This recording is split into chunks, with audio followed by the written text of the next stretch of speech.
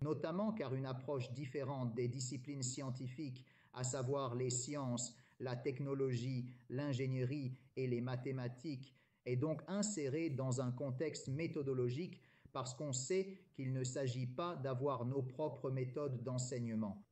On parle de bricolage, notamment parce que le bricolage s'adresse à un public d'enseignants qui, à leur tour, devront s'adresser à des enfants dès leur plus jeune âge. DIY signifie s'armer. S'armer semble être un terme inapproprié dans le milieu scolaire. Donc, pour gérer, pouvoir utiliser des matériaux de recyclage pour donner une seconde vie. Dans ce cas, j'ai pris une simple bouteille avec 4 broches, puis j'ai mis un moteur et notamment des batteries. J'ai tout assemblé et à ce stade, je ne fais rien d'autre que de mettre les buses de cette façon.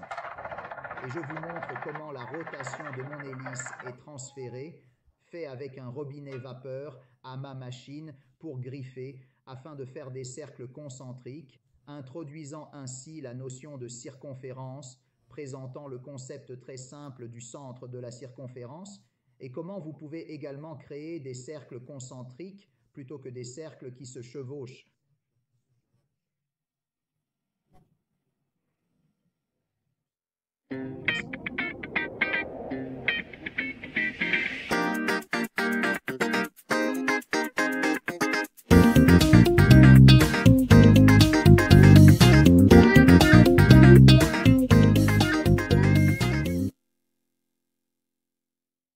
On peut donc vraiment utiliser des matériaux de recyclage dans ce cas pour fabriquer des artefacts qui nous introduisent ensuite, toujours dans le domaine scientifique. Alors, même dans ce cas, on parle d'une investigation. Donc, on a besoin d'une phase initiale qui peut être définie comme un stimulus.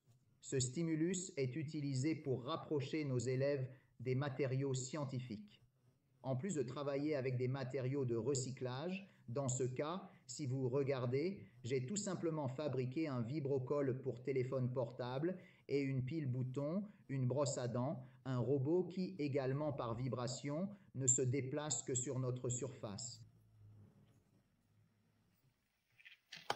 Maintenant, on va à la verticale.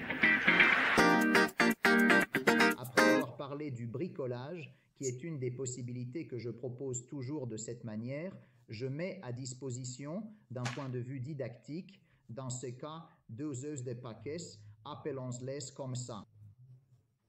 En réalité, il existe des matériaux que, une fois mis à la disposition des élèves, ils n'ont plus qu'à ouvrir l'œuf et tenter de comprendre ce qu'il y a à l'intérieur. Et puis, on peut voir, en vidant cet œuf sur notre établi, quels sont les outils, et peut-être qu'en donnant des contributions simples, non pas sur ce qu'ils ont à construire, mais sur le but de la peinture, ils devront, avec leur imagination, leur créativité, et aussi avec les connaissances qu'ils ont à leur disposition, des connaissances de groupis et non individuales. Donc ici, l'interdépendance par exemple est un élément très important. Donc ici, l'interdépendance positive apportée dans l'apprentissage collaboratif on-site que c'est fondamental. Ils doivent construire un artefact simple. Cet artefact a pour but d'atteindre et d'expliquer tout phénomène physique, chimique, puis on verra plus tard. Mais surtout, aussi activer ces dynamiques de groupe qui conduisent aussi à la socialisation, au renforcement de l'esprit d'équipe, à collaborer ensemble pour un objectif. C'est fondamental, on le sait, parce qu'après,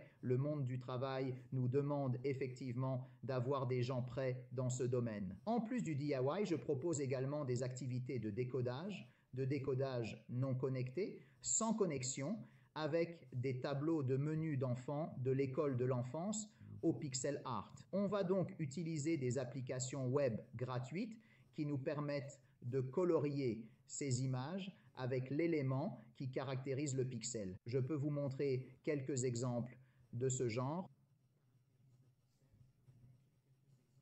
Et puis, en plus du pixel art, on va travailler avec du vrai code et donc avec une sorte de programmation à travers des applications ouvertes ou freemium qui peuvent être Scratch Junior, Scratch, et on parle toujours de ressources gratuites.